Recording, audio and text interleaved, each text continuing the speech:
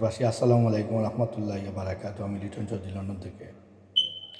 আমি আজকে আপনাদের সামনে হাজির হলাম যে 11 দলীয় যে জোট, জামাতে ইসলামী, এলডিপি, জাগপা এবং ইসলামী আন্দোলনের চরমোনাই পীর, তারা যে 11 দলীয় একটা ঐক্য ছিল, এই ঐক্য মধ্যে ফাটল হলো। কারণ নিয়ে আলোচনা করব, কারা এটা লাভবান হয়েছে। দেখুন আপনারা, ইমানি শক্তি যে কত বড় তার একটা জ্বলন্ত প্রমাণ আপনারা গতকাল পেলেন। যে ইসলামী আন্দোলনের নামে যারা আল্লাহ রসুলের কথা বলে মাঠে ময়দানে, তাদের মার্কা হলো হাত পাখা। তারা 11 জনের যে একটা ঐক্য জোট, এই ঐক্য জোটে তারা একটু স্বার্থের জন্য তারা একটা সিট দরকার, 40টা সিট হবে, নতুবা আপনার তাদের ছিল আশা 80-90টা, আর জামাত ইসলাম তাদেরকে 40টা 44টা এরকম সিট দিতে ছিল। তারা এই সিটের কারণে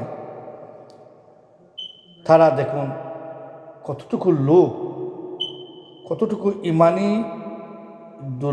ইমানি শক্তি দুর্বল থাকলে তারা দেখেন 10 জন এক দলে, 11 জনের মধ্যে 10 জন কিন্তু দলের মধ্যে আছে, আর একজনে বাইর হয়ে বলতেছে এই ঠিক নয়, সেই ঠিক নয়, আমরা এই জন্য বের হয়ে আসলাম।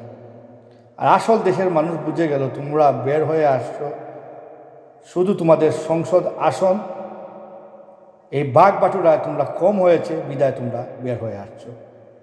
এটা তোমাদের ইমানি শক্তি নয়, এটা দেশবাসী বুঝে গেছে তোমাদের দুর্বলতা। তোমরা আল্লাহ এবং রসুলের নামে ভণ্ডামি করো, সেই প্রমাণ দেশবাসী পেয়ে গেল।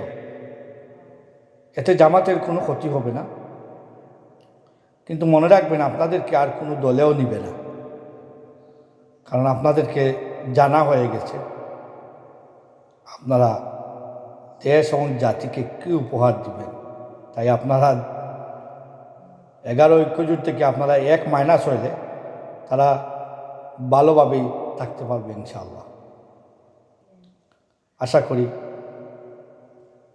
আপনাদের শুভবুদ্ধির উদয় হবে, ইসলামের আলোয় আপনারা আলোকিত করবেন, সঠিক পথে আপনারা থাকবেন।